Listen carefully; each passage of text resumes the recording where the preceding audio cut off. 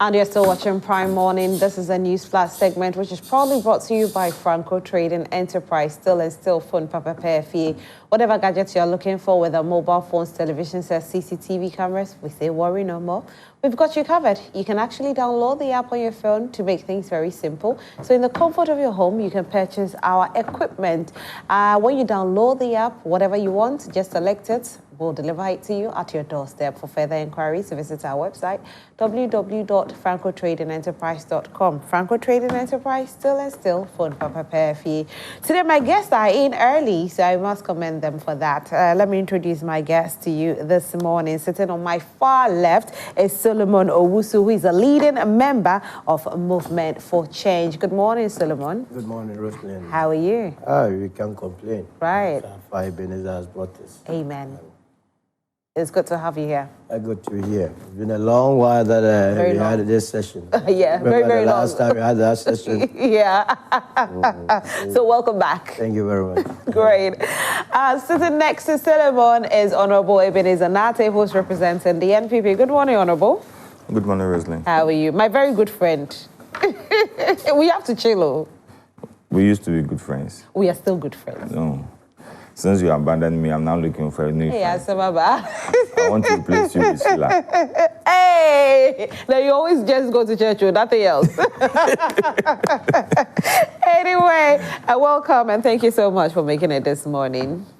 And representing the NDC this morning is Theophilus Ejemega Esquire. Good morning, Theo. Good morning, Rosemary. How are you? Fine, thank you. Great, and thank you so much for coming this morning. Pleasure. You know I was at your wedding? Oh, really? Yeah. Oh, my God, I didn't know. Yeah, I shared the same office with Oswald. Oh, I see small world. Very small world. Oh, when you came, you didn't even say anything. Yes, I still have the videos. I shared the same office with Oswald in Newmont. Oh, that's nice. Yes, I'm an engineer as well. Okay. Yeah. Oh, that's nice. So welcome then. We are family. Yes. Great. And so my guests are seated for the conversation. You at home can also join us as we have our conversations this morning. So we're going to be taking a look at two main topics. We are looking at the school placement woes, our students and parents getting a fair deal. And our second conversation is about the visa. Should I say Ghanaians are happy or Ghanaians are not happy? We don't know. So deportees for visa is a question we are asking. What does the Ghana-US deal mean for us? So, well, you can join us either on WhatsApp or on Facebook. We are streaming live on Facebook. So when you join us on Facebook, you can actually leave your comment there and trust us, we will read your comments. So Facebook is Joy Prime TV. Look for Joy Prime TV. Please and please hit the share button. We want everybody on your timeline to enjoy it. All right. Thank you so much. So I'll do the newspapers first and then we go into our conversation for this morning. The News Center newspaper, News Center, data shows Galamsey worsens and the NDC government says miracles Abuaji. MTN cut sword for 9.7 million Ghana cedis digital hub for UDS. US lifts visa restrictions as Ghana accepts deportees. So this is one of our topics for this morning. Denmark margins deepen ties for stronger partnership in Africa's digital ID drive, and Asampa FM's Ekosi saying wins 4th CIMG radio program of the year award. Congratulations to Multimedia. The Daily Graphic newspaper is next. The Daily Graphic, Galamsey fight, water bodies, forest reserves, now security zones. Mansa Nete Orleans Lindsay wins topmost CIMG award. First Sky Boss rallies support for 15 million Ghana cedis SU campsite, and ECG terminates 202 contracts for underperformance. Wow. At this point, I hope that those who were dependent on it, they know their way forward. Because, hey, 202? The next newspaper is the Ghanaian Publisher newspaper. The Ghanaian Publisher. Denmark margins boost Africa's digital ID push. Gapoha, TEF war, DG versus Port Director. Quite interesting. It's going to be an interesting read. I think that, let me see what's there. Because as for ports, anytime we talk about port, we all get excited.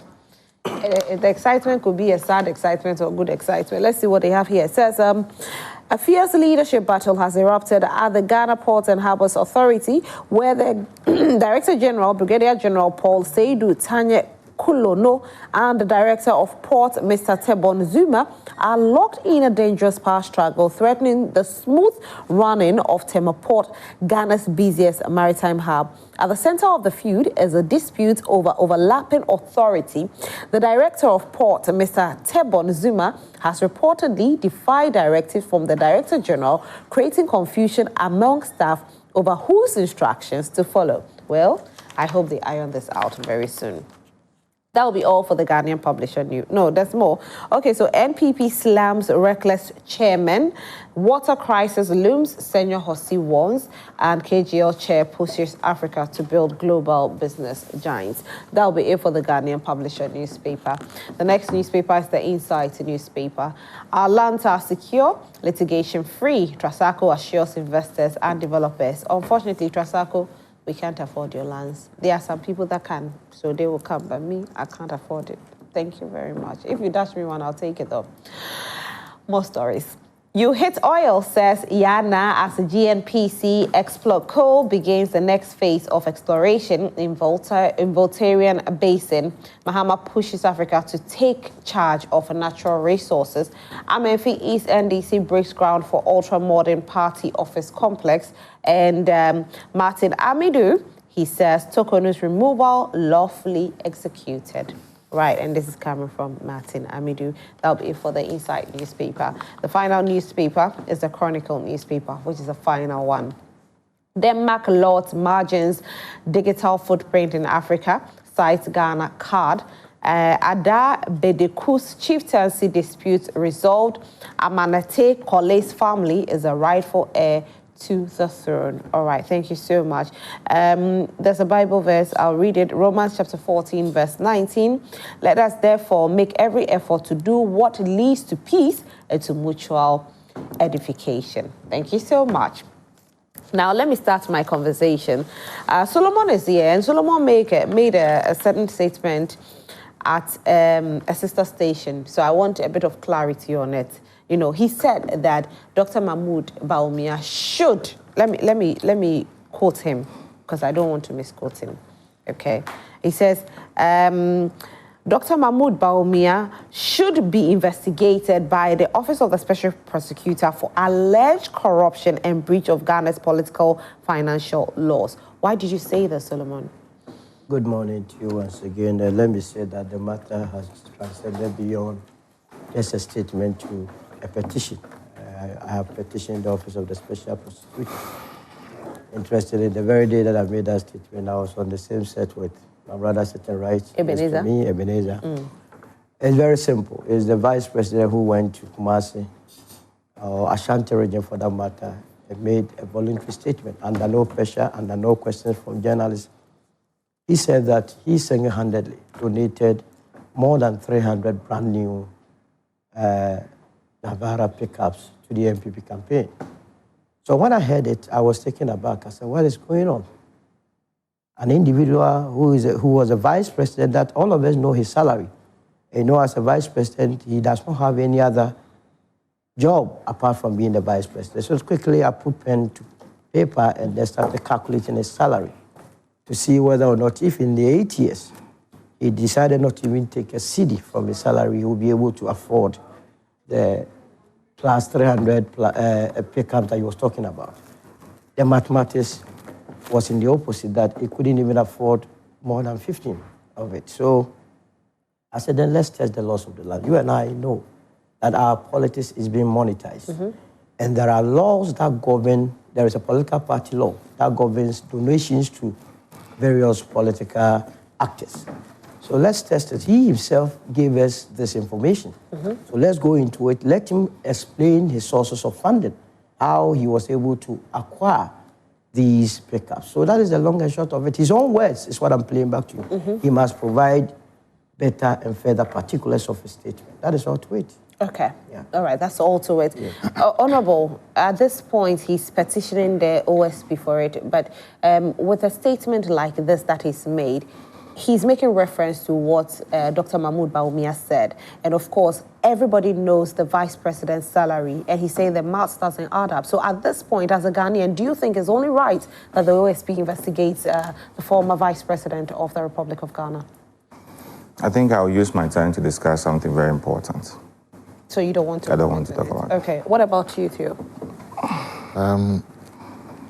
I'm shocked, particularly by the response. But it's an insult. Yes, it's an insult. It's an insult. Yes. No, it's a subtle insult. Yes. That where is the insult? When you come on air, in fact, it's an insult to the post for asking this question. And if you don't know, and the viewers that you discuss an important. No. So it means you came here and decided to ask an irrelevant question. Yeah. That is what you are telling. You are not directing it to me. You are insulting the station.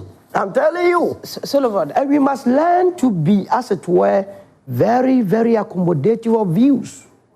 You can't come here and tell people that you will use your time to discuss important issues when you are a political actor, when you have been talking about corruption, and when corruption issues are being raised, you say you will discuss important. Excuse my French, we cannot do that. I still stand by my point. That's fine. That I want to discuss very important So to you, you feel this is not things that are very important. To you? To me. To him? But not things that are not important. No, but he was brought here. He's on. I'm not here to respond to whatever you have decided to do. No, he didn't ask the question. I asked the question. Because it's not part of the topic sent to us. Yes. But you have been, yes. It is not part of I don't even so know if you about decided to ask him his intention as to why he wanted to, he has petitioned, that's fine. How do you call it? So it's a fair that's the whole point. Yeah, exactly. But it's very dangerous to your integrity itself. Wait, please. And I will explain to him going forward. Solomon, that is his Yes. I mean, I have time for you. Honorable, so if you think that you came for politics for me, I also prepare for you. No problem at all. Yeah. I love it that way. Yes. A very warm morning to your viewers, particularly those viewing from my lovely Hawaii constituency. Good morning to all of you. My views are that we are all allowed to test the law. And in certain countries, the laws have been tested so much that they can't even find things to test. So if Solomon has petitioned the OSP for Dr. Mahmoud Bawumia to give further and better particulars, it's in his own interest to do so.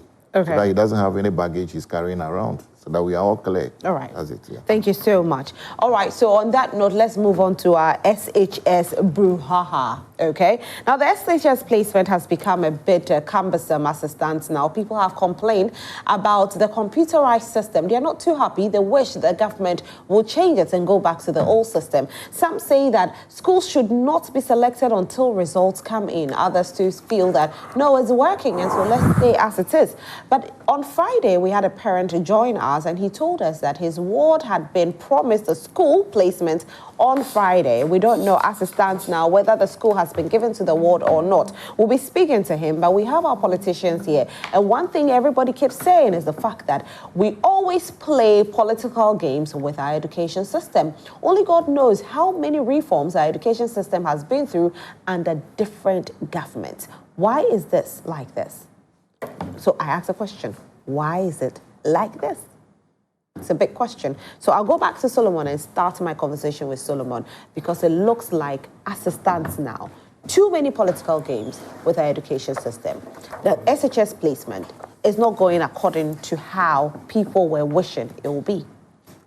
You are right. I mean, we are playing a lot of political gimmick with our educational sector, which is so unfortunate. I mean, if you read our Constitution, Article 25(1), all persons have the right to equal educational opportunities and facilities with a view to achieving the full realization of that. It gives us how we are supposed to achieve that. This school placement, which computer placement, which started as far back as 2005, came into being because parents, the same parents, were complaining of bias, corruption, and so on and so forth, with the manual system of selection of students. I dare say the computerization of it has not changed matters either. In fact, it has, to a large extent, worsened it. Because there seems not to be clarity. That is where the problem is. There seems not to be clarity as to how the whole process is engaged.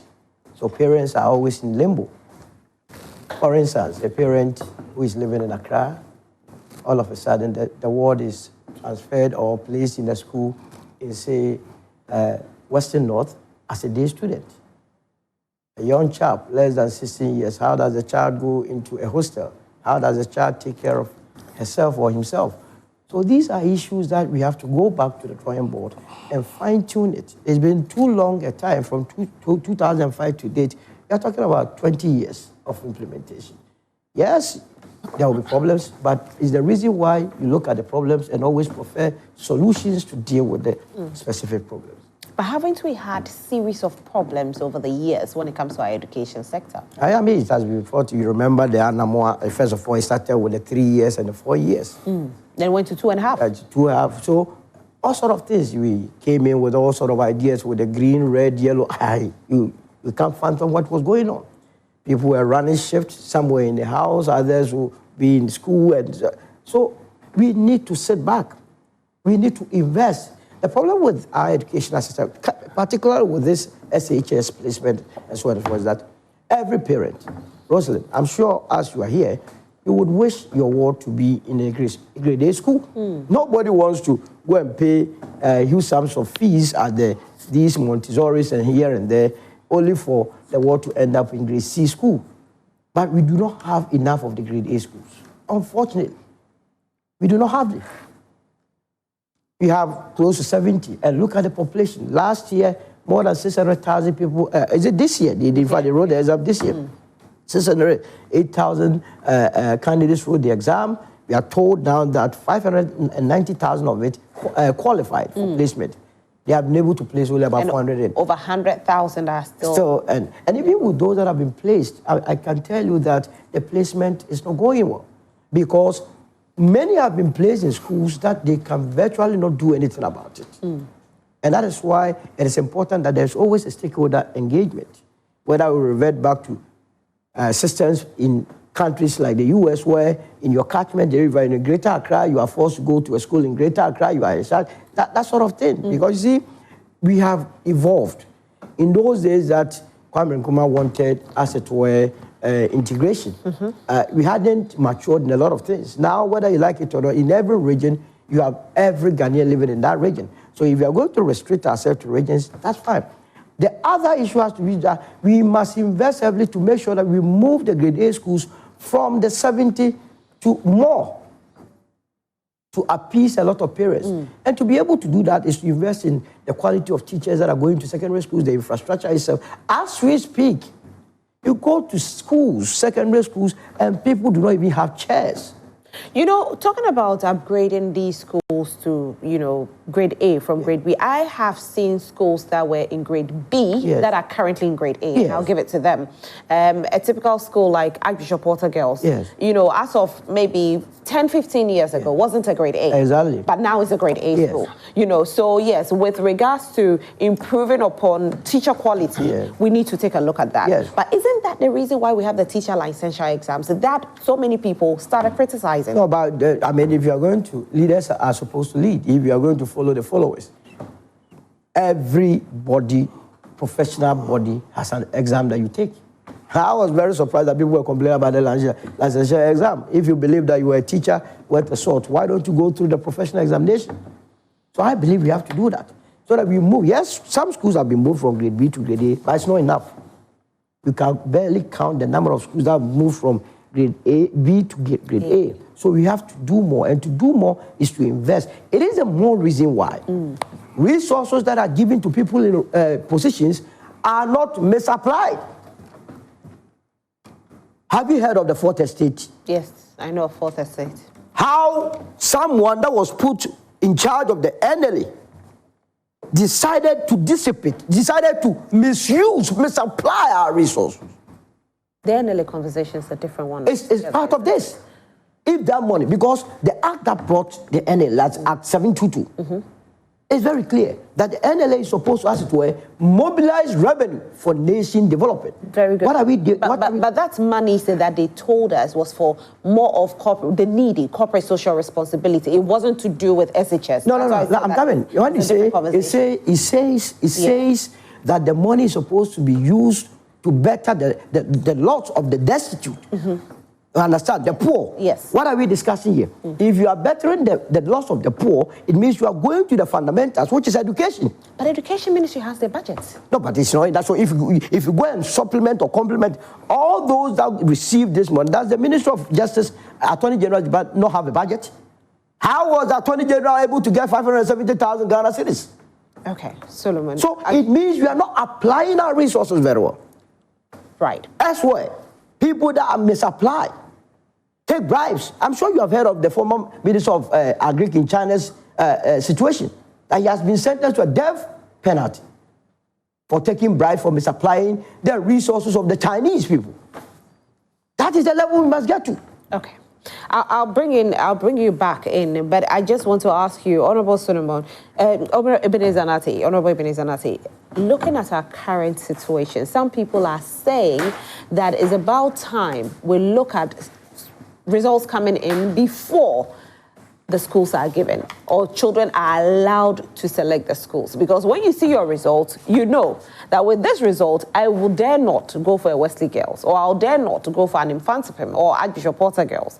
I would rather go for a different school. You look at your results and say, yes, I qualify for certain schools. Should we look at that? Good morning. Let me say good morning to our viewers. For me, I think that it is not a matter of letting the results in before the placement, because somebody might not be good during the exams, or the results will come and then he or she has not performed. But when he gets to the secondary school, the person perform well. My only challenge with this school placement, I believe that by now we should be able to deal with the problems that we are encountering, looking at the number of years that we started the school placement. But it looks as if that every year we still come back to the same issue of being posted to a school I don't like, being sent to this place. Just yesterday, I was having a conversation with somebody who came to me that the daughter did not get the first choice and that she wants an assistant if I can help her to get the first choice of this daughter. And I asked her, which school? Then she mentioned the school. And I asked her, which school has your daughter been placed? Then she mentioned the school. And I said, look, if my memory served me right, 6 years ago, Odogono Secondary School performed better than Accra Academy Secondary School. It's not a matter of the school. It's not a matter of the school. It's not I keep on telling people that, look, today, you can have Wesley Grammar or Kaneshi Technical in my constituency to compete with Accra Academy or Prempeh College or Adisade College or Wesley Girls. Right. Because people who have been to the school, they are really looking at you like, really, did you say that? No, I'm saying that, look, the names have already been made by the predecessors. But today, there's a competition in the various schools. Until recently, when Brilliant Minds and Science Quiz is being shown for us, you see the competition. Schools that you hardly even hear of them. Now it's National Science and Maths Quiz. You see the debates between them and the so-called grade A, grade B, and grade C schools. I always ask why this category of grade A or B or C. Right. I mean, a school is a school. So if we are saying that, because Achimota School, Presec, and those things we have big people who have been to that school, and so therefore they are grade A school. It also gives opportunity for parents that, let my son go to that grade A school. But meanwhile, when your son or your daughter also go to grade B or grade C, as they have termed it, can also make an impact. So for me, I think that it is not a matter of we getting the results on time. Yes, my auntie owned a school, and I can tell you that this year, the performance of the BEC candidates was very bad. Very, very, very bad. Where my daughter attends school, on our platform, parents are complaining of the performance. So yesterday I saw them even posting another timetable to have number of extra classes before and all those things. Who is to blame? Teachers, students, parents? I believe students, parents, and the teachers to be blamed. As for government, it's what you have written that they have marked, that they give you the score line. In as much that teachers, I have heard. Some of the teachers complain of resources. Oh, it is not only, what about the private schools? What about the private schools? So it's not the resources is not only for government school. If they are complaining about resources, they're talking about the government school, but the private schools. And when it comes to this, the junior education side, we have more of private school than government one. Okay, but then it brings us to the teacher licensure exams. Is it essential then? This word, but as someone says, prosperity will judge all of us one day. I'm waiting for the time when this government will cancel the teachers' licensure exams. I'm waiting for the time. Because it's one of the promises being made to us that they are going to cancel it when the opportunity is given to them. Rosalind, look, why do people always want to send their children to government school when they come to the secondary than their private schools? It's because we have the good teachers at the secondary schools. So everybody, in as much that you pay so much money, dollars, I know some schools in that that pay dollars. But at the end of the day, when the son or the daughter completes the JSS, they don't send them to private secondary school. They send them to government secondary school. It tells you that the teachers at the government secondary school perform better. Even when you go to some of the private schools that I know, you have somebody who even completed the school. Went to SS, he has completed it, he will come back to the school and come and teach. But go to our public schools, the one we call Saito, and go and look at the teachers that are being posted there, trained teachers. So if you are a medical doctor, and before you become a medical doctor, we write an exam to qualify you to become a medical doctor. And government says that let's also make sure that we have quality teachers. It's not about going through training college, you 2, 3 years, 4 years, you are done, and therefore you now a teacher, you'll be posted. But rather, let's have an exams that will really ascertain the quality of teachers that we are sending to our various secondary school. Others of the view that no, it's not necessary. But today, prosperity is judging all of us. Then, Rosalie, the last thing. A minute more, please. People are taking advantage of this school placement almost every year. It didn't start from this government. Every time when there's school placement, people try to take advantage by extorting money from parents. So do you think we should scrap the computerized system? In fact, but we all finished JSS. At the time we finished JSS 95, 96, there was no placement. So should there was no computerized placement. So should we scrap it? For me, I think that there should have been improvement by now. So should it be scrapped? For me, I think it should. It should be scrapped. Because, look, how can you tell me that if you can assist me to get Accra Girls Secondary School, the person should pay 9,000. Some are charging 20,000. In fact, a friend, I have a message on my phone. It's an allegation, though. Oh. No, you have a message, but it's still an allegation until proven guilty in court.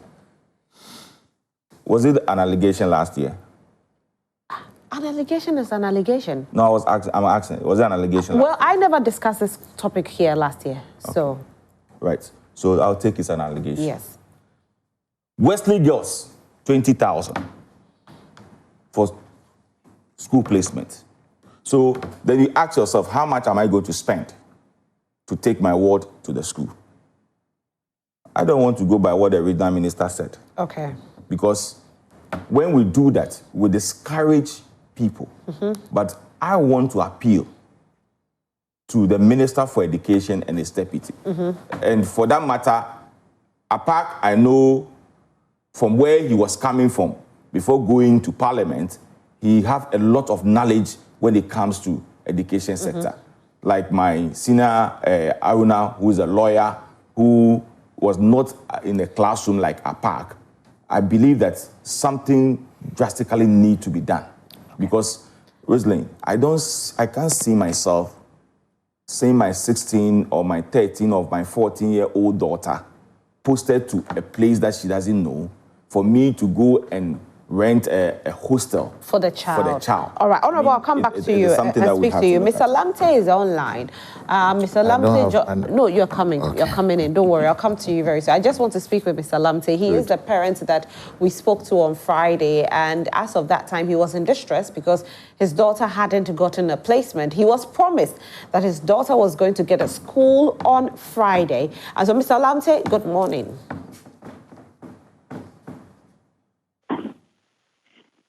Hello. Hello, Mr. Lamte. Good morning. Good morning. How are you? I'm fine, madam. Great. And thank you so much for joining us this morning. You told us that your daughter was promised placement on Friday. Has she gotten the school? I've still not received. You have still not received the placement? Yes, please. So what's the next step for you? I'm going there this morning. I'm on my way to the placement center. Wow. What did they tell you on Friday? They didn't tell me anything. Nobody tell me. There was nothing. They didn't tell me anything. But you were back at the Nat Hall on Friday, right? Yes, please. And did you speak to any of the authorities there? Yeah, I saw them. They said they will do it. So I'm going there tomorrow. Right. So whatever happened. You let us know. But Friday, did they ask you for money on Friday? They didn't ask me for anything. But did they tell you the reason why there's delay? They didn't tell me the reason. I think they have problem with their system. Okay. All right. You think or you know? I think, because when I went online, I saw the problem with that. Were you able to interact with some of the parents and have their problems be resolved? They are also saying the same thing. So they promised us to resolve it. So I'm going there. So all the parents you met on Thursday repeated on Friday too? Yes, please. And they are all coming back on Monday? Yes, please. Because from Thursday, nobody's problem has been solved. Is that what you're saying? Nobody's problem. Wow. All right. Thank you so much, Mr. Lamte. Before you go, is there anything you want to say? How is your daughter doing, though? How is she taking it? She's not all that sound. Tell her everything will be fine, okay? Yes, please. All right. And please, we'll definitely be calling on you again because we want to know, if everything has been sorted for you. When I'm from there, I'll call you before and tell you what. Thank you so much, Mr. Lamte. We are grateful. Thank you. Yes. So you're going to join the queue? Yes, please. All right. Thank you, Mr. Lamte. Okay. Thank you very much. Bye-bye. Bye. So for us here is the emotional distress of this young one, not just her, but over 100,000 young ones are in distress because they don't know what the future holds for them. Theo, this is quite worrying, isn't it? Yes. I have some small problem here. Okay. Particularly about the categorization. Some very fine brains this country has produced. Franklin Kujo, Professor Pesa White, my very good self. Franklin and Pesa White were my juniors in St. Mary's Seminary Secondary School. Have you ever heard of that school before? It's in Takrady. No. Where? Lolobi. Lolobi, but I've heard of it. You see, you don't know. Yeah, I didn't know, but this is St. Mary's for. They have one too in a St. Mary's. St. Mary's Seminary. They have some in Takwa. Yeah, there's one in Takrady. Takrady. There's a St. Mary's Secondary in Takrady. Yes, that's where. This is St. Mary's Seminary. One is even in Accra. Okay, there's a St. Mary's Seminary Secondary. Okay. Yes. No, but Accra one is a girls' school. Yes, and they produce some very fine brains. Today, they are not category A. I don't think they are even B. So I want to an extent agree partly with Honorable here that the baseline is the student. You got to learn yourself. In fact, I was on a program with the coordinator of the school placement. My problem with them is that they need to do a lot of education even before students select schools. Absolutely. Because you can select, let's say, Joy Prime as first choice. You don't get it. Somebody who has selected maybe St. Mary's as second choice, you are dropped to, as first choice, you are dropped to your second choice, which is St. Mary's, and you perform better than the person, and you are chosen, the person who was chosen is our first choice, will not get. So in effect, the baseline is for you to get good grades. Carry your own referee and everything, and you are all. Now, that is why I will agree with Solo also that there's no clarity as such. If the education goes very well, the people who are saying my child was chosen, was given a school in Western North, day school.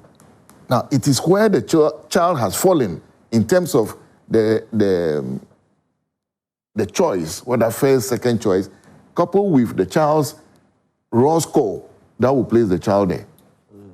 The raw score? Yes. We'll come back to that raw score. The raw score. That, because when everybody gets a 111, they have to look at something else. They don't go looking at, you are more beautiful, you are more handsome. No. They look at the raw score. They look at the raw score. So it is your raw score finally that will determine where you are. I'm not boasting. I went for the old system. Okay? I finished St. Mary's Seminary. I went to Maoli School. And it was for sixth form. I got to Maoli School. I was the third on the board. I got admission for Accra Academy as well. I got for St. Augustine. It was because the way you prepare. And those days we keep telling ourselves, St. Augustine's or suicide, Maoli School or suicide. We were focused on it. Today, the children are more concerned with all other things than studying. Let us get that as well clear. So chart your destiny from the house. Know where you are coming, where you are going. On the whole system itself, you see, if there are no buyers, there will be no sellers. Paying 1,000, 10,000, 2,000 is because somebody is willing to offer 10,000. That is why there's somebody also willing to charge 10,000. If nobody is willing to offer 10,000, where are you going to get the 10,000 from? So when I heard that, I even heard 25,000 when we were on air.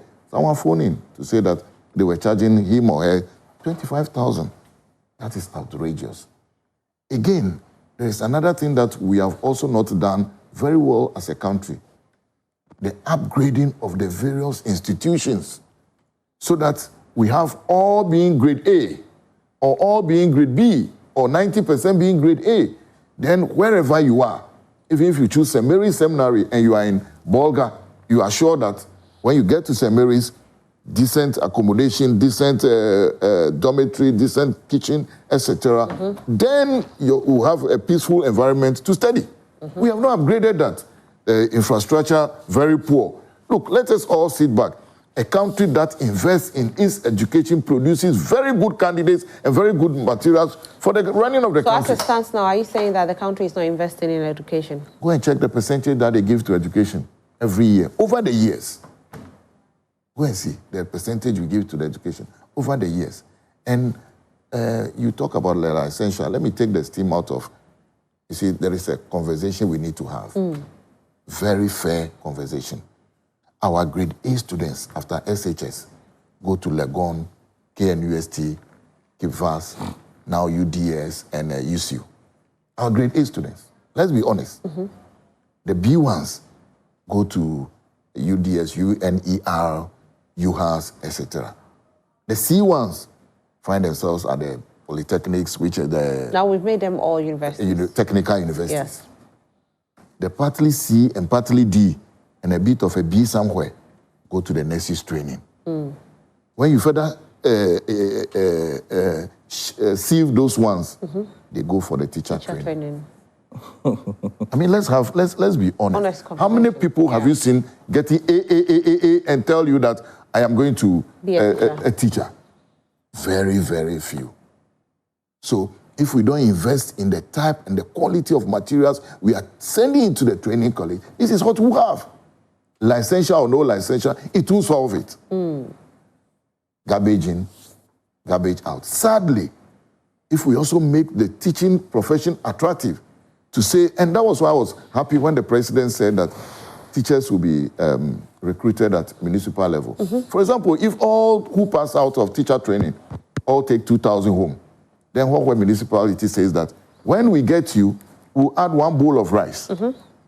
Sisala West, they say we'll add 1 bowl of rice, a pound of beef every month. But you look at it and you are like, no, I want to go there. Phil, I have more questions for you, but yes. I'll have to let you hold on and I'll come and ask you the questions because I want to ask you more about the children not studying now, the money's being collected, the raw score and all of that. But then we have Daniel Fenyi, who is a PRO for GES, joining us on phone. So good morning, Daniel. Yes, good morning and thank you for having me. You're most welcome. How are you today? I'm great. How are you too? We are doing very well. Now, as it stands now, over 100,000 students are in distress because they don't know their future with regards to the secondary schools that they have to go. And Nat Hall is full with parents, distressed parents, trying all they can to make sure their children can get schools. Yes, we've heard the Deputy Minister of Education promising or assuring parents that everything will be solved. But 3 days in a row, a parent, Mr. Lamte, has been there and no solution whatsoever. What do you have to tell them?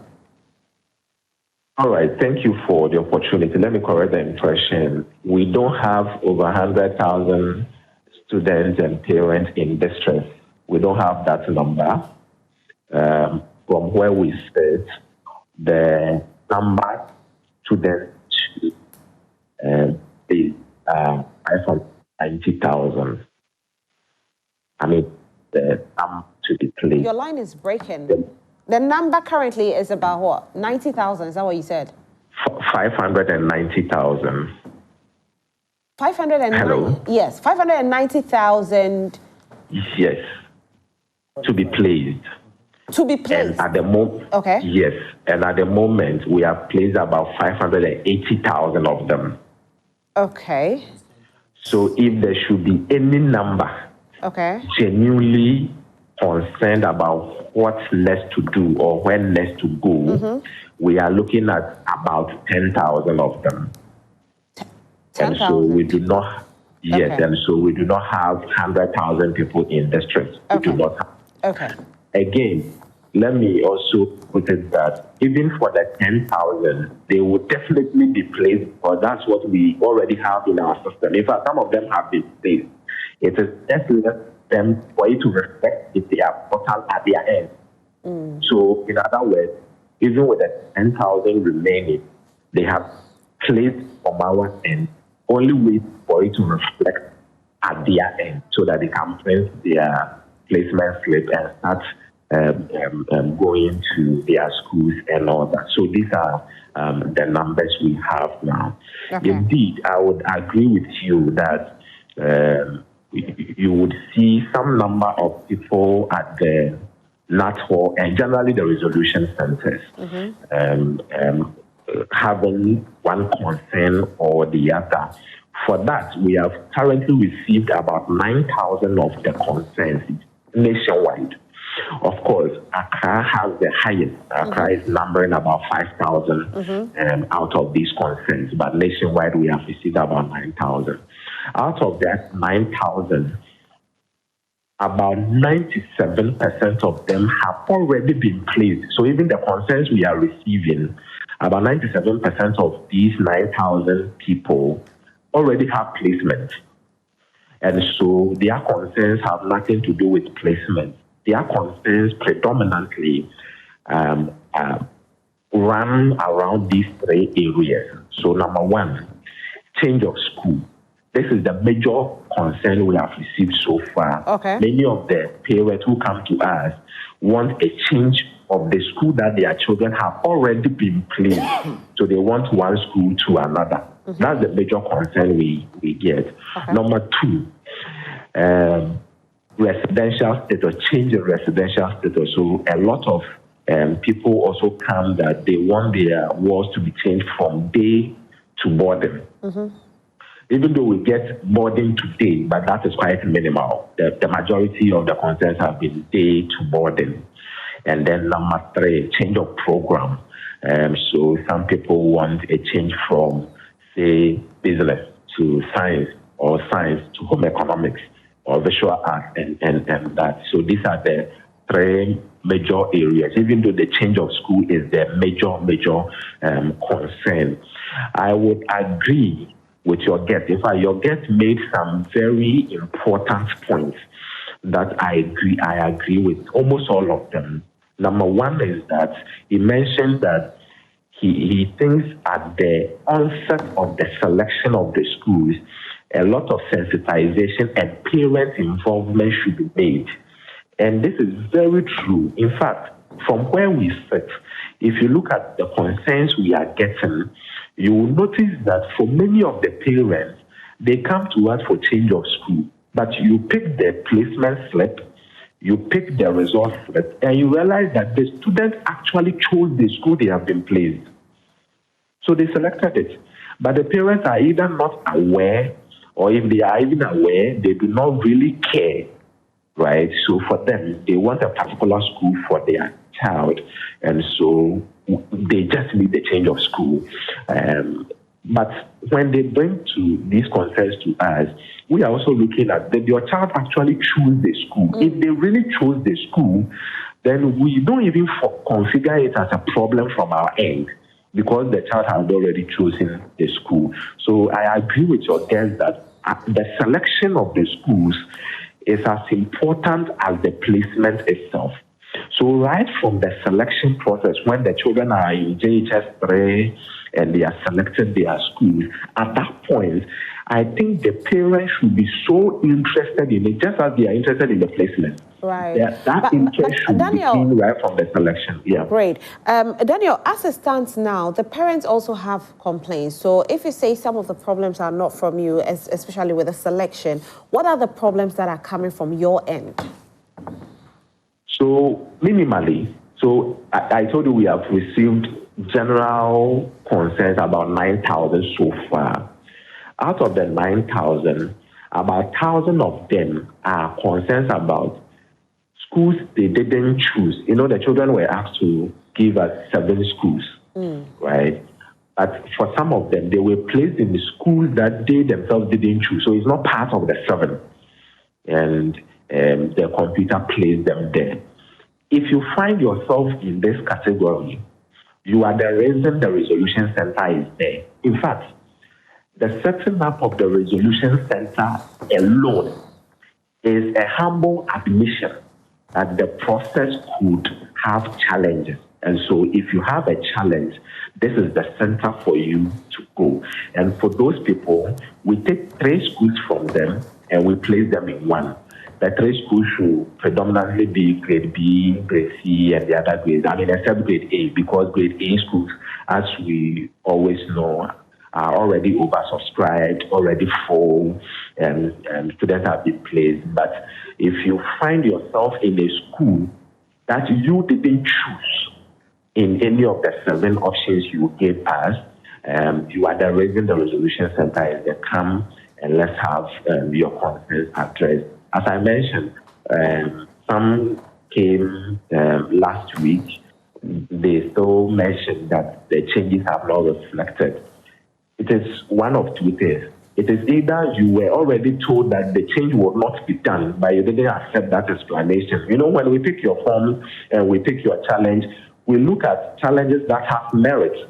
So all the people you see converge at the resolution centers, not all of them have cases with merit, right? We choose the cases that have merit in them and address them. So for example... So which ones are the ones that have merit?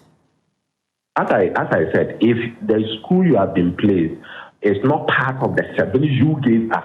Okay, that has merit. That is okay. a genuine case, yes. What about those that haven't been placed at all? No. So for those that have not been placed at all, you already have option of self-placement. Self-placement means that after we did our automatic placement, there are schools that were still not full up. And so all those schools have been listed back in the portal. You go into the portal and you self-place yourself. When you do that, you get instant admission to the school and you are good to go. All right, so some of the parents have complained, parents have complained that the schools that they are, that are available in the system are not in their jurisdiction. And what they are also getting is not boarding. And so it's difficult for them to choose such schools. What will you do for such parents? So that is the options available. I mean, number one, if you find yourself in the category of self-placement, it indicates that when we did the placement, right, your child's result or the grade that your child got could not compete with all other persons who want a place in the schools your child selected. So the fact that you already find yourself in the self-placement category alone in itself is an indication that your child could have done better with the B.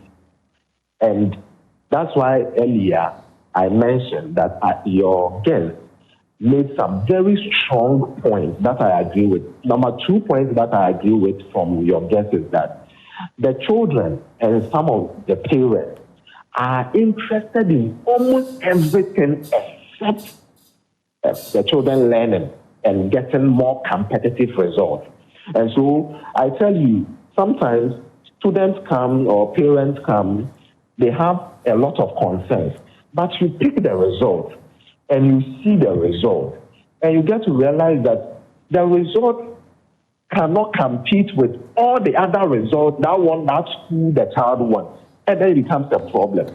So we plead with the parents that, you see the way they are so interested in the placement. We beg them, they should be equally interested in their child learning and obtaining strong results that can compete equally with all other persons who want to get admission into the schools your child also wants. When that happens, it gives your child that natural competitive advantage to also find themselves in the schools they so desire and to go. Okay, Daniel, there's been a school of thought that why don't you allow, okay, before I go into that one, let me ask this one. You just took over the school placement, the computerized system, you just took over, and so it's something quite new. And you identifying these problems, is there a possibility of scrapping it and going back to the old system where the schools will select the children themselves?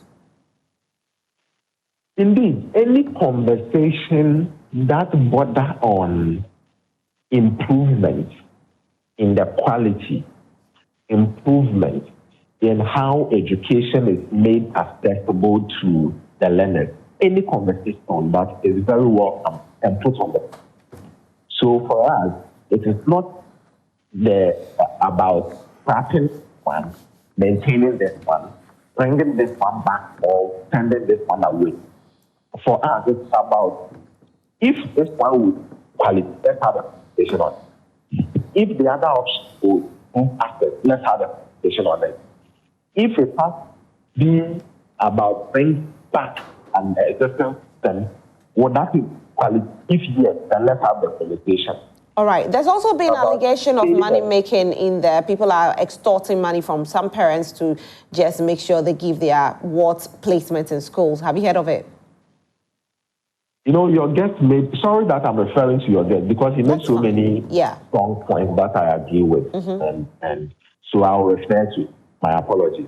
He made a good point that, the parents are so ready to take those offers. Let's know that the concept of bribery, corruption, how to have that effect.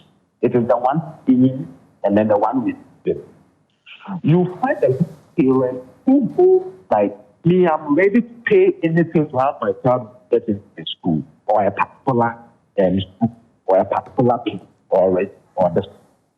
And so to get these parents who are so interested in seeing that even if we as that education service, right? Day one, we have emphasized, said again, even last issued a press status from the ministry, from Ghana Education Service, issuing statements all over the place, making statements all over the place that the placement is completely free. Everything about it is completely free. In fact, even the secondary school the child is about to go is completely free. How much more just the placement and process? So everything is free. Then, just after you have issued the statement, you go back and you hear somebody say, I have gone to pay 10,000 and my child has been given a particular school. Or I have gone to pay 2,000, my child has been given a particular school. You ask the parent to give you the identity of the person give you the details of the person so that appropriate sanctions will be taken against such people because we consider them criminals in the system. And the parents are not giving you those details. All right, Daniel, isn't it time that we make the system such that parents will not be able to pay people to give their awards placement? Maybe if we decide as government to block those passages, then it won't be permitted at all. Because if we keep laying the blame on the parents, if the computer system is such that parents are struggling, some parents, this is their complaint. Mr. Lamte was here on Friday. He complained. He said his ward was promised placement on Friday. He went on Friday, nothing was said. He's going back today again. Now, a parent like that, seeing their child in distress, child is always crying. What won't you do for your child? If it means you paying for your child to get to school, you will, because that's what a parent wants to do, to make sure they give their child the best of life. But then what is government also doing to make sure these parents don't get to that level where they have to pay? These children don't push their parents to pay for them to get schools. What can government do? That's the way forward we are looking at this point. Daniel. What government is doing and has done is that out of the 590,000 students, 580,000 have been placed. I have told you, and I'll repeat this. You can invest random places the NAFO or any institution. When you say, you will notice that over 95% of the people who are there with issues come there already placed. Their children have already been placed, and that's what government has done. He has made sure that every child has been placed. What is left now is that people wish their children will get only the first choice. People wish their children will get only the second choice. In fact, the worst case scenario, people wish their children will get only the third choice. Anything beyond these choices, they want to change. So I tell you that majority, and this is information I'm giving, not an opinion I'm expressing. Majority of the concerns we have received now, having gone through the documents, having gone through all the concerns, and it is because when parents come, they give us their documents, right? When I say document, I mean the placement slip, their results, they give them to us. When you go through the concerns, you realize that the child has already been placed sometimes in their fourth choice, sometimes in their fifth choice, sometimes in their fifth choice, sometimes in their seventh choice. So in our system, it is not even recorded as a problem. But the parents themselves want only the first choice, or the child wants only the first, and that's where the problem is. And so because they are bent on only the first choice or the second choice, they want to pay any amount. And it gives advantage or opportunity for the criminals in the system to have their way, even though we are still investigating some of them, of course. And because the investigation is long-going, we are not able to reveal details of individuals. But some of the parents, let me acknowledge that some of the parents are super charitable enough that they give us details, names, numbers, phone numbers, contacts of some of these individuals. And we have already invited some of them. We are still understanding some of them. But you find some the parents who are not willing to give you the details because they themselves were interested in paying some money here and there. So let us look at the concern from the government perspective. Of course, government can do better. But can we also begin the conversation right in the selection process where parents should get so involved in the process, and then when the placement comes, they also get satisfied that if my child got any of the schools in the 7 schools they selected, whether the first choice or the 7th choice, we should be okay with it. Let me lastly end with this. Yeah, Let me conclude with this. So yes, please. In the computer system, the possibility of your child getting their first choice is equal to the possibility of them getting their 7th choice. Okay. The possibilities are equal. Once you feed us with 7 schools, or once you give us 7 schools, our computer's mind is that you are okay with any of the 7 that you would get. And that's how we operate our system. So we expect that parents will be satisfied with the schools their awards are placed, especially if the schools are part of the 7 that they submitted to us. But if your school is not part of the 7, the school you have gotten, It's not part of the service. You are the reason the resolution center is there. All right, thank you. Thank you so much, Daniel. Thank you. Daniel Fenyi is the PRO for GES. Quite interesting, I must say. I'll let you give me 1 minute take on it, and then we can move to our next topic, please. So first of all, there is an impression, just to add to it, that I don't believe that the kids of today are not learning. I'm a parent. I'm going through this very problem that they are stating. I know my daughter. I know that she is a very, very good student. One of the problems that these current students who had the terrible results faced was that there wasn't any textbook. Remember, in the last 3 years, there was no textbook for these students. So teachers were teaching anything anyhow. How can you be teaching them something that they will not be examined on? I went back to the year that I finished JHS in 1994 and examined my daughter. You know, they have these past questions. I could tell we were joking in those days. I looked at the exam and I realized that this was a primary 1 exam that we were writing. It is not their fault that today gadgets all over. Maybe we would have done worse if we were faced with the same situation of having access to computer. But under the circumstance, they are doing their parents are investing heavily. As early as 5 a.m., you go to the various schools, parents are sending their awards to the schools, they are paying for extra classes, they are paying for all the textbooks. I want us to view this whole challenge as a positive one, because in other jurisdictions, students are not willing to go to secondary schools. Right. I was very surprised when I was in the States that a child had finished secondary school and they were throwing party for the child. I said, for Christ's sake, this does not happen in Ghana. Who would throw a party for someone that finished secondary school? So what? So let's look at it from the positive side and encourage more grade A schools so that we can have all of them. Encourage more grade A schools, that's what Solomon is saying, Honorable. Roslyn, I agree with the PRO by saying that it is parents, teachers, and the students that needs to be educated. As I said earlier, my cousin who is managed the mother's school, if they are doing the selection of the school, and because you know the performance of your daughter or your son in the school, if you said you want Wesley girls, she tells you, looking at your daughter, she will not get Wesley girls. It is better she go to this school because of her performance. This is because she has been able to build a relationship between the teachers, the parents, and the students themselves, so they know. Some, because have heard the name of Wesley girls, Holy Child, this. So you just go and just select the school. Meanwhile, you know for a fact that, look, your son or your daughter's performance cannot get him the grade A school. 30 seconds. As for the extortion of money, yes, I don't expect anything else from the PR, because the fact of the matter is that he's sitting there, the minister or whoever are working in the office might have no idea of what goes on. Maybe Rosalind comes to me. He knows that, oh, I have some link at the Ministry of Education.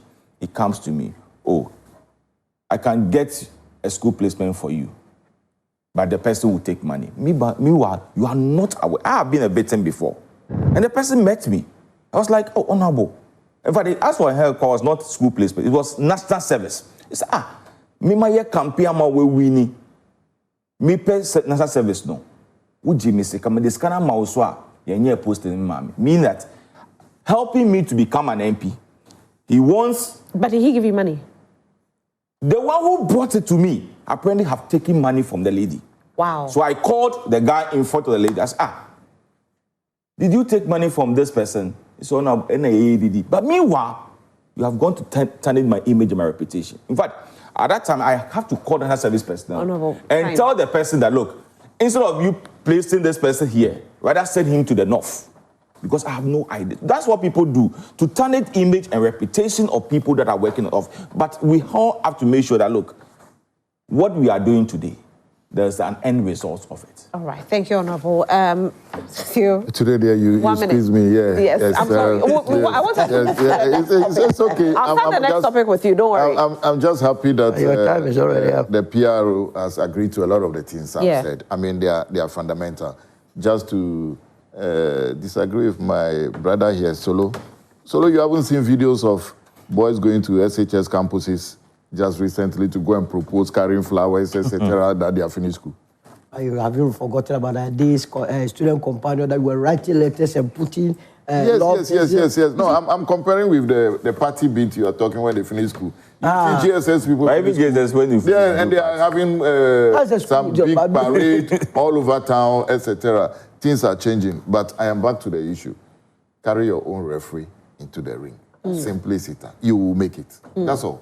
I mean, we were learning with lanterns. I mean, today I go to our hospital where there was the light to go and study there in the evening. And today you have all the light, you have everything at your disposal. Make use of it.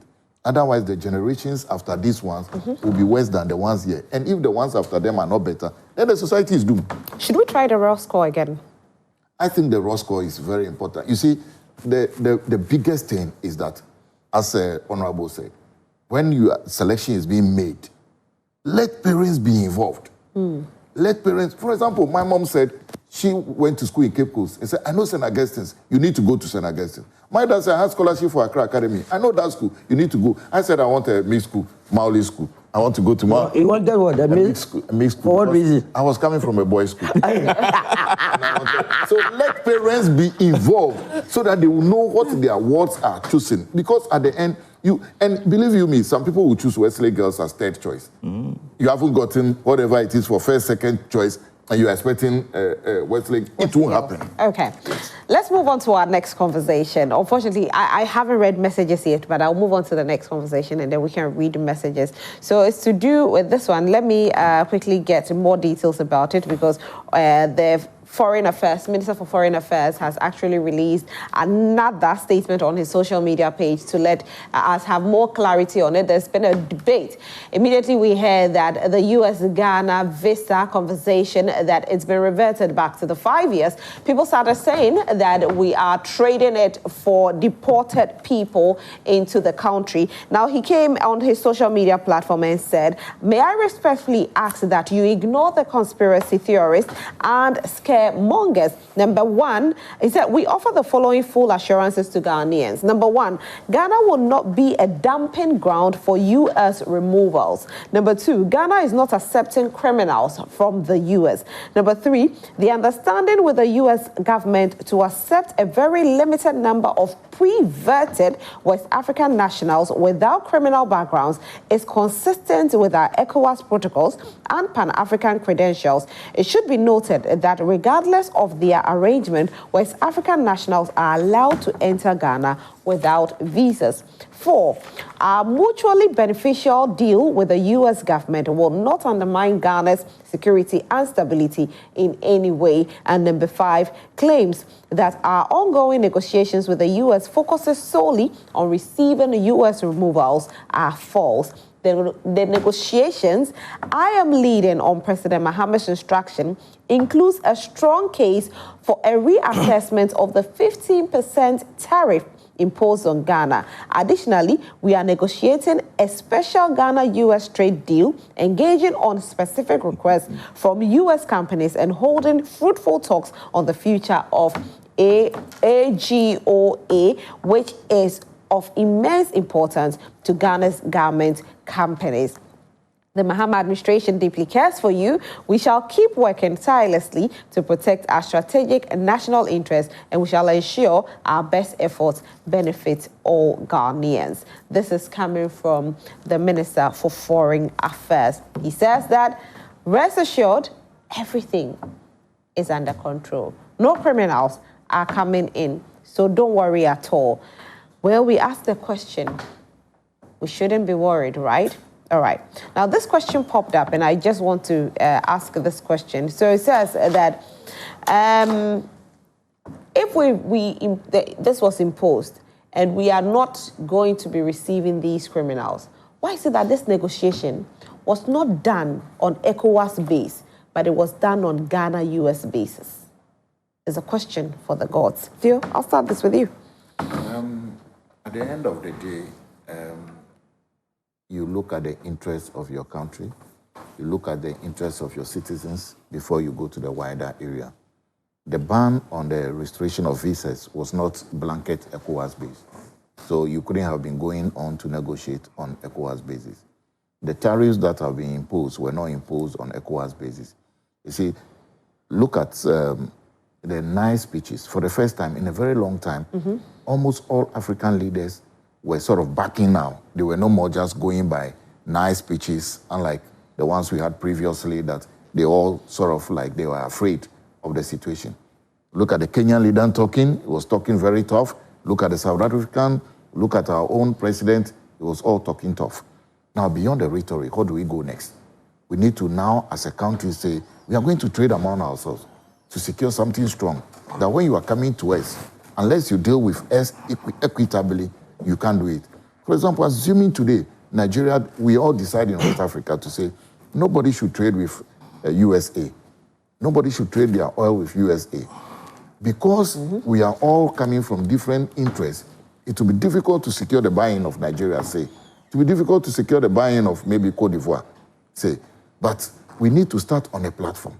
So your question is actually looking into the future. It's a futuristic one. So although it's a futuristic one, let's look at number 3, the point number 3 that Honorable Okujeto made. He said the understanding with the U.S. government to accept a very limited number of pre-vetted West African nationals, he didn't say just Ghanaian nationals, without criminal backgrounds is consistent with our ECOWAS protocols. And that is why the ECOWAS conversation came in. Okay. Because we are not limiting the nationals that are coming in. We have actually opened it to West African nationals. You see, Rosalind, the biggest thing about what happened over the weekend, which we all have to appreciate and acknowledge, is the fact that Ghana is now going to enjoy 5-year multiple entry visa restriction free. I mean, it's the biggest thing. Let's cherish that. I am not part of the people going to apply. I won't be applying. Yes, I won't apply. For very good reason. I hold green card. I won't apply. Okay. So but the question is, but it's very good. But are we not trading something for something? We have always traded something for something. We have always traded something for something globally. Everybody is trading something for something. Everybody is trading something for something. Otherwise, you'll be static. But the bigger thing is that, is it that we have really traded the West African nationals that we are receiving for a visa restriction? It's a big no. We were in this country. I remember names like Prince David Osei, the actor and the MPP guy, Awal Mohammed, Oketechi Afrifa. They all said it was the way, and including MPs, saying the way the foreign minister had reacted to the foreign Senate members' concern about Ghana. That was why we were being punished. We were in this country. Nobody then told us that it was because of certain West Africans, even though the U.S. had given reasons that there are overstayers. That's why they are doing this. But we were told, on the other side, that it was because the foreign minister, Honorable Ablakwa, did not speak well. He was not being diplomatic. That was why we were being punished. But today, when that has been reversed, it is because he has gone to negotiate to trade West Africans with this. He's saying that the West Africans can come here and journey to their countries. If, however, they find that they want to remain in Ghana, there are avenues for them to explore that. To say, okay, I have no criminal record. I want to be here for 30 days. I want to do what my fellow Nigerians, Guineans, etc. are doing in Ghana. You are welcome. But to go and say that we have just done negotiation, and indeed, when I read the story of my younger brother, Franklin Kujo, about the negotiation, see, it was premature. Now the minister has come in to say that is also ongoing. When I read the story, I said, Franklin, hold on. Negotiations are done one at a time, and you know. So you don't expect him to lump all at the same time. And you are dealing with people who don't have friends. They have interests that they need to protect. Hitherto, we have been told that there were American bases in Ghana. In the previous government, etc. Yeah, we have been told. What did they bring in exchange? We don't know. So if today, assuming that is the story, which I doubt, going by what the foreign minister has said, we have not exchanged anybody, it is due to negotiations That's what he has said. And are we sure that the negotiations that have been put on the table don't have future implications on Ghana? No, you see, I told you something. The U.S. generally never has any permanent friends or permanent interests. They shift as and when it will suit them. Okay. Even with the British, that they call their greatest... So this is suiting them? As long as it will suit them and it will suit us, which we feel it has suited us, whatever the negotiation is. Remember, when you negotiate, you give something and you take something. Okay. So whatever they have taken from us, it suits them. Whatever we have taken from them, it is suiting us. That is the big question. What are they getting from us that is suiting them, Honorable Ebenezer Nartey? That's the question I also wanted to know, because I don't know what they are taking from us. So the only thing that I will conclude is by saying that, yes, we went to negotiate to take this people to get visas. That's how I would take it. But they are telling us that these are people that they are taking who have no criminal records whatsoever. It doesn't matter whether they are criminals, whether they are not criminals, whatever it is. My conclusion, because until I get a document from the Minister for Foreign Affairs laying before the good people of this country in Parliament, for Parliament to digest in it, I will just come into conclusion that yes, indeed, President John Mahama asked Okudzeto-Abrakwa to go and negotiate the 3 months visa single entry for 5 years and bring these people. You see, sometimes we don't need to create problem or get people to assume, and then it will create another problem for the country. If there's indeed a good intention of whatever is going on between US and Ghana, the best thing that the minister have to do is to just alert the majority leader, get members of parliament, 2/3 of them, which they have, and then get the speaker to call members of parliament and lay before parliament that yes, we have this agreement with US. We have this number of people coming from US, which we have to accept, and this is a need for us.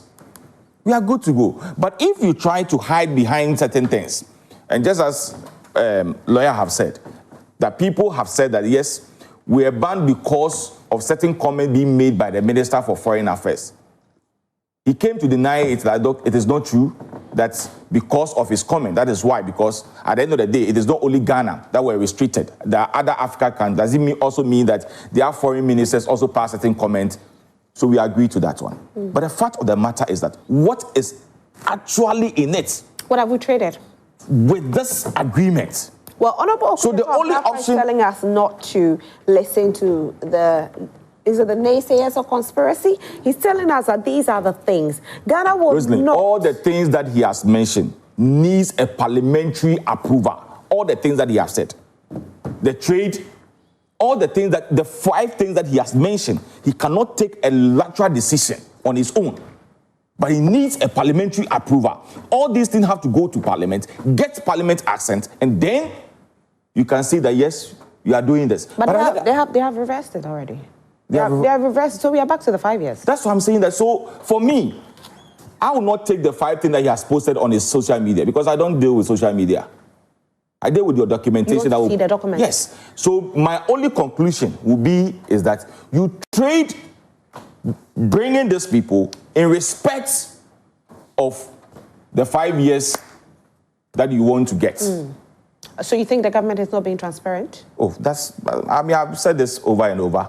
President Mahama is not being transparent because there has been a precedent about same US-Ghana issue, where today, the Deputy Minister for Defense, my brother and good friend, Boja Jemfi, took the matter to court.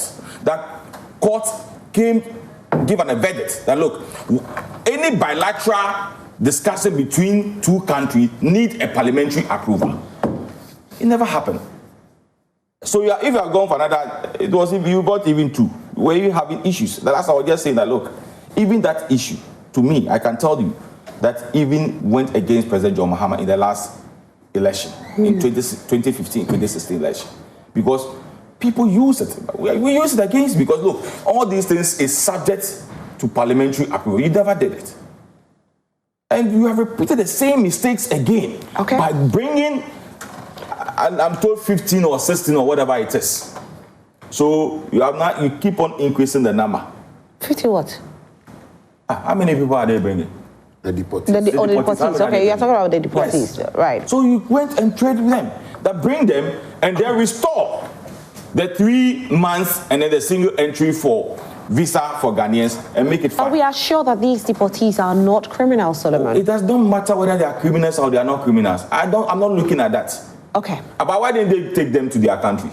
All right. Let me bring Solomon. Are they Ghanaians? Let me bring Solomon in the conversation. We have been told they are not criminals, and if this is what will make Ghanaians happy, then why not accept them? Or you think that the NDC is playing a political gimmick, trying to win favor in the eyes of the people, but in our blind side, they are trading something of ours? So, first of all, we voted for a government to make decisions on our behalf. So I don't have any contrary evidence to doubt what the Minister for Foreign Affairs is saying. If it turns out that he came to lie to the people of this country, then that becomes very serious, because he is the only one mandated to negotiate on behalf of this country. There is also nothing wrong to negotiate in the interest of your country, assuming you even took advantage of the other West African countries. There is nothing wrong if it will benefit Ghana. When the sanctions regime was put in place, that is the visa restrictions, a lot of people came out crying, especially businessmen, and accused the same foreign minister. Solomon, do you mind me speaking with Vladimir Ichidan? So where he is currently, I have to speak to him now so that I can come back to you. Hello, good morning, Mr. Ichidanso. Good morning. How are you today? I'm doing good. Great. Now, I want to quote some of the things that you said. You asked these questions. You said, why should America's immigration problem be Ghana's problem and not that of ECOWAS? You also said, why did America not negotiate with ECOWAS? And then you went ahead to say, what role is Ghana playing and who is paying for their upkeep here? These are questions that you asked, especially with regards to security. Now, I say this. Honorable Okujeto Ablakwa has come out to say that we should ignore conspiracy. He says that Ghana will not be a dumping ground for U.S. removals. Ghana is not accepting criminals from the U.S., meaning that what you said, the questions you asked earlier, are being answered. And are you okay with the kind of response that Honorable Okujeto Ablakwa has given so far? I do not think so. The point is this, that the questions I posed were just relevant, because these are West African nationals, and Ghana did very well on that score, Pan-Africanism. We need to make sure that our compatriots don't suffer some kind of humiliation anywhere in the world. But I'm asking, does America not have a relationship with any of the countries whose nationals were being brought to West Africa? And then it is an immigration problem for the U.S., not for Ghana. These people left to the U.S. not through Ghana. Ghana didn't give them the visas. America gave them the visas. And legally, America has an obligation to them. They allow them into their country. If they are not desirable anymore, then the very path through which they came to America should be the same path they can present. Because in international relations, they declare a person as a persona non grata. And you have the right to deport a person to his country. These countries are also countries which are people. Unfortunately, in the case of the Guantanamo, their countries were unstable, and that is why by humanitarian law, America couldn't send them there. So a third country might be willing to take them back. But in our case, what's the justification for bringing them to Ghana? Only to be sent to their country. They were put in battles and sent to their country. 11 of them sued Ghana because their human rights had been, jeopardized one way or the other. They have a right to remain in America. They have a right to go to their countries. Why Ghana? If anything happens to them in Ghana, who is the court? So my questions are still legitimate and unanswered. And unanswered. What about security implications? What do you think the future holds with regards to security with these deportees in Ghana? Generally, immigration has been securitized. It's not a security concern. from 2015, 2016, immigration in Europe, people were making barbed wire. So immigration has three implications. First and foremost, you don't know who they are. Secondly, if they come into the country and they begin to engage in untoward activities, what do? What links do they have before going to America and before leaving America? Do we have data on all these? So every immigration situation is a security situation, naturally. And so we don't think that they are West African nationals and that is it. If they have nothing to do in the country, they will engage in some criminal activity. Maybe there are some criminal organizations in Ghana who are willing and waiting for such a situation to pounce on. These are people who don't know Ghana, they are here. Can we make use of them? So security implications, it may be hidden, but it is there. So what kind of answers are you looking for, and what will make you feel at peace that the negotiation is at the benefit of Ghanaians? Well, I'm not quarreling with the government. Governments make mistakes, governments meet. I'm saying in the field that I sit, you don't take something without expecting something. In diplomacy, it is a reciprocity. So what did we get? And why did we go in for them? And why did America? These questions are legit. And I'm not waiting for answers that money or sort of thing. I'm saying it should be very, because today, foreign policy, public policy, the public fully informed must start taking foreign. So we see always please to pander to the whims and caprices of the bigger countries. No, we shouldn't. That's all I'm saying. All right, Mr. Vladimir Ipidanso, thank you so much for joining us this morning. We are grateful. Have a good one. All right, Solomon, so his questions are valid, aren't they? The questions are valid, but he himself answered them, that he wants the Ghanaian to be part of the process, but the Ghanaians also voted for a government to make decisions on our behalf. If there is any reason to doubt what the foreign minister is saying, then we pick it up from there. I don't believe that if there is an opportunity to capitalize on it as a government, you will sit down and say you will not capitalize on it. Let's be real. These are West African nationals. First of all, we are West Africans. First of all, we have a ECOWAS protocol of free movement of people. So if that one allows them to live in this country, and as a country we can make something decent out of it, what is wrong with that? But he made a very good point. He said if these people come to Ghana, they don't know their way around. Is it that we have work available for them? Because if they come in and they don't get jobs, unfortunately, they could engage in criminal activities. No, first of all, every West African national is entitled to enter Ghana freely and move freely for 90 days. This morning, go to the circle. The bus has arrived with more than 500 Nigerians. They are going to walk about.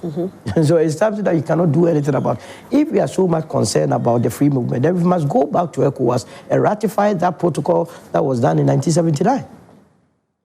We are talking about a united ECOWAS. We are talking about integrated ECOWAS. That is how we must look at it from. But beyond this, I am not fascinated by this whole visa issue. If our country was doing what is US, why would we bother ourselves traveling to the United States of America? Ghana is more peaceful than the United States of America. The only reason the Ghanaian will live here to the US is bread and butter. So instead of concentrating on some of these, I want the minister to shift focus to after dealing with the AU for us to trade amongst ourselves in Africa. What is the population of the United States of America? It's less than 500. We are talking about a continent with a population of more than 1.2 billion, with a trading capability of 3 trillion. So why would I choose America that puts a lot of restrictions that do not even respect us because of our color vis-a-vis that of the sub-region? So we must come back, just like how my brother was saying, Tio was saying, that our leaders spoke tough at AU. That is not enough.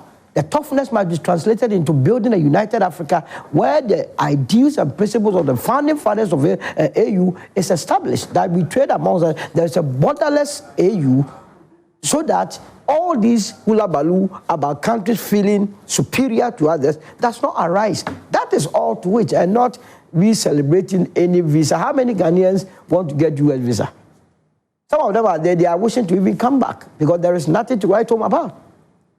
They are always threatened. Their lives are always in danger because of their color. Nobody respects them there. This is the only place that they are respected. A lot of Ghanaians have visas here. They don't want to travel. So then the question is, why then don't we just accept the 3 months, one entry, single entry? I didn't have any problem with it. You didn't have it? I didn't have any problem with it. I don't see why I have US visa. I don't go there. What am I going to do there? That is not my home. I believe that I can make it here. And that is why we are constantly reminding various governments. So the question again, was this negotiation needed? No, to some people, I mean, some people need it to the extent that you are representing the entire country.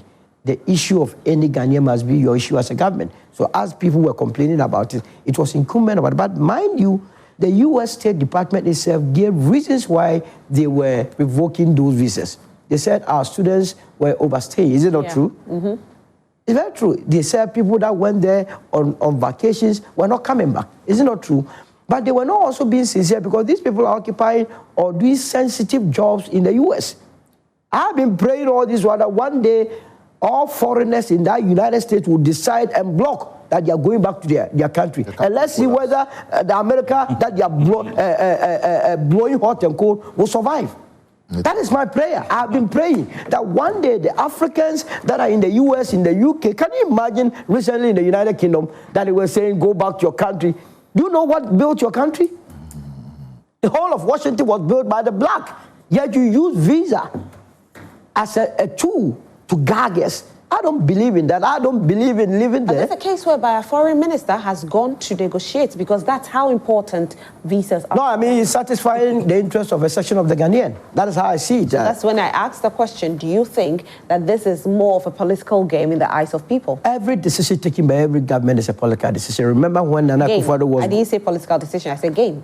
It's a game, it's a game. Yeah, I mean, and when Nana Akufo-Addo was gossiping about Ghana to the Americans, about Burkina, it was a political game. You remember that issue? Last year, it was just last year. Just last year, when it was badmouthing a neighboring country to the U.S. Maybe he was looking for something. Always, you must do something to get something. It's very simple. And so for me, we must not celebrate the visas. That one I don't want to hear, because visas are nothing. Traveling to the U.S. is not heaven. They are not in heaven. If they were in heaven, they wouldn't have an embassy here. All of them would be in heaven. They must not create that impression in the minds of any Ghanaian. And that is why the young ones always and always go to the American embassy this morning. Go and see the youthful population. The queue.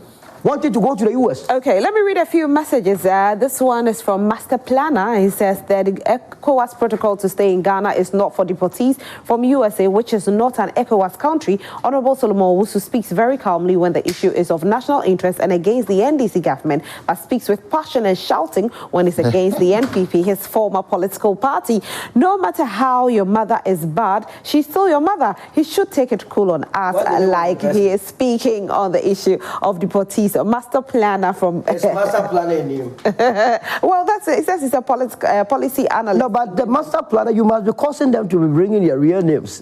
You understand? But anytime you go, that's the name. But if you were going to ask him to produce... That's the name he uses every time. No, but that doesn't make his real name. But that's his name. Well, you choose your name. Yes. No. Yes, you choose your name. So master planner. That's his name. Anyway, good morning, Rosalind. Tell Daniel he doesn't know the reality of it. Should go back to the MPP's placement system. It was the best, less stress and opportunity for every child. But Rosalind, this current is very dangerous, and most of the candidates will not be able to go to school. But see, this one I don't think so. They have given time frame. I am waiting, patiently waiting.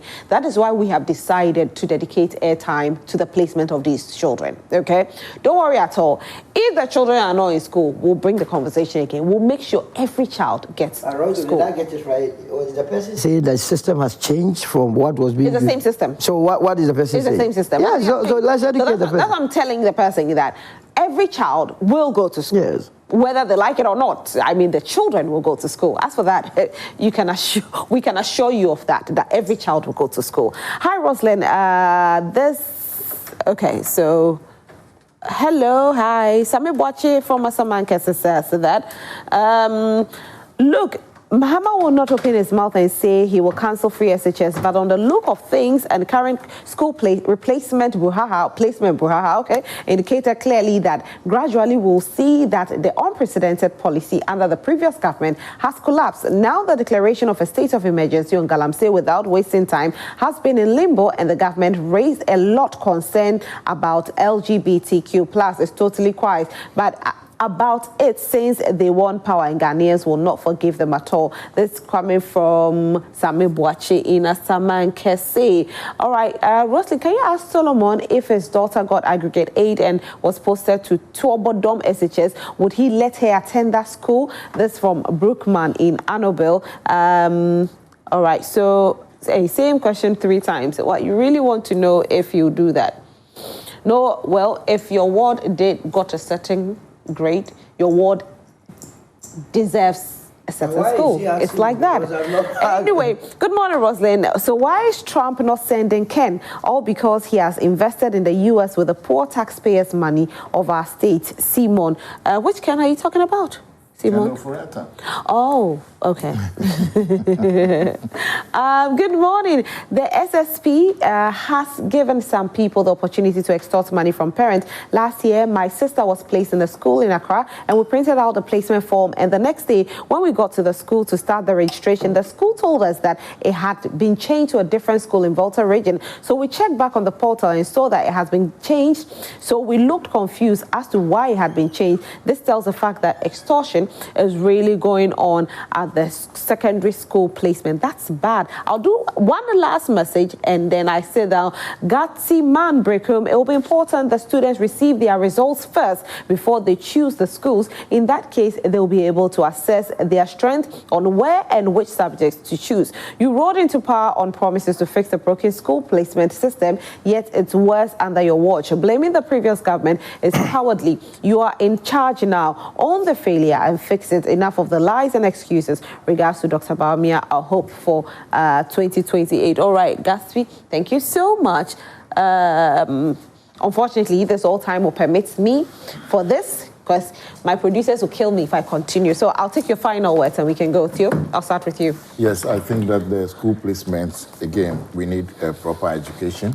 Parents get involved and know which schools your wards are choosing. And the teachers should also advise parents as to their strengths and capabilities. I understand that the school placement has officers, which are PROs of every district or municipal GES.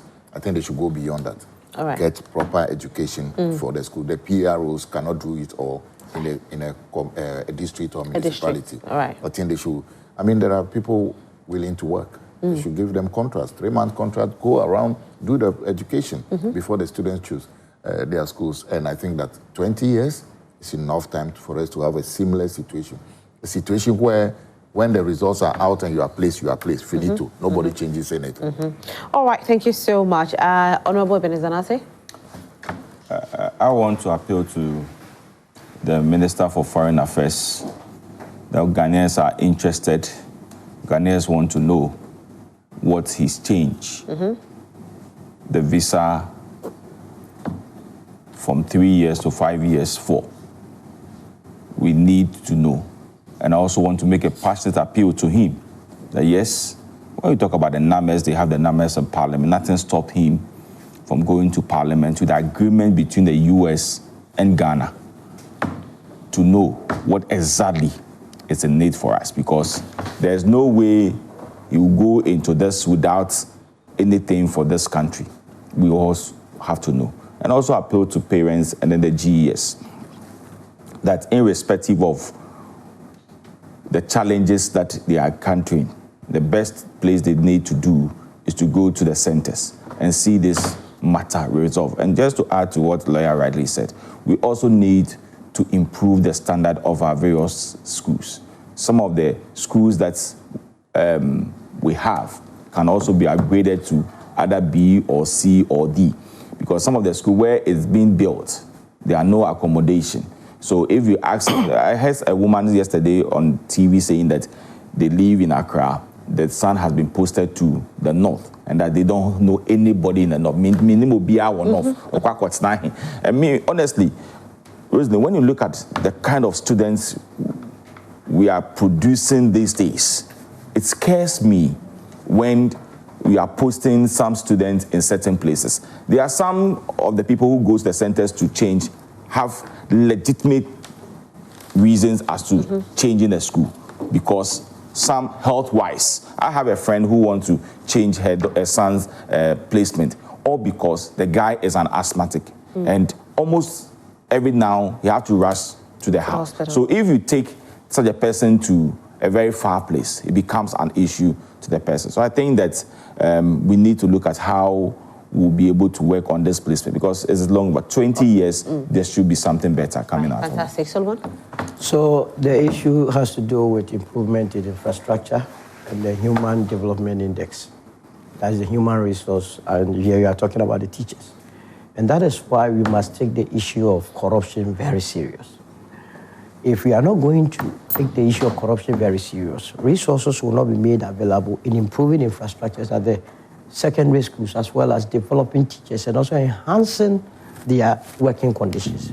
That is the difference between grade A and grade B schools. If we get more boarding houses, we get more classrooms, we increase the salaries of these teachers, I'm telling you, they are going to teach very well. Students will be motivated. They'll be more dedicated, right? And more, because this issue of students doing well, a time will come, if all the students get at grade 6, 9 ones, still will have to find themselves at grade C. You understand? Because then you go to the issue of the raw score. One will get 1,000, one will get 900. Someone has to go here, and the other one has to go the other way. And that is why you need to improve this infrastructure, and then the human development. And you can only do so when resources are used judiciously. And that is why this administration must not fail in recovering the looted funds. Okay, Solomon. The looted funds. It's very, very important. All right, Solomon, thank you so much. Solomon says it's very important that the looted funds will be recovered. I hope that your administration will recover it, though. Yes. I hope so. All right. We have just a couple of weeks more for processes to be filed. We are hoping so. Yeah. Anyway, the U.S. Embassy has also confirmed this on their social media page. They say the U.S. Embassy is pleased to announce that the maximum validity periods for all categories of non-immigrant visas for Ghanaians have been restored to their previous length. The maximum validity allowed for B1, B2 visa is again 5 years multiple entry. The maximum validity for the F1 student visa is again 4 years multiple entry. So they have confirmed it. So if you're applying, you can go ahead and apply and trust that if you are granted the visa, you get 5 years. But if a student visa, you get 4 years. Well, questions that will be asked. Well, questions that will be asked. What did they trade for that? Anyway, I want to say a very big thank you to my guest for coming in. Thank you so much to Owusu. He represented Movement for Change. Also, Theophilus Jemega Jr. Esquire, he represented the NDC. Thank you so much. And Honorable Ebenezer Nate, who represented the NPP. Thank you, Honorable. And my brother is watching us. He's watching us from Sudan, South Sudan. So good morning to you, Major John Kwasi. You are watching us from South Sudan. He said the place is Wow. I hope I pronounced the word W-A-U. Wow, in South Sudan. Good morning, my brother. Yes, he's my brother. Yeah, father. So he took over from your father. Yes. So he's a major, and he's in South Sudan right now. Because your father is a military man, you also want to be a military. Yes. He's also a military man. No, I don't want it. I want to be on TV.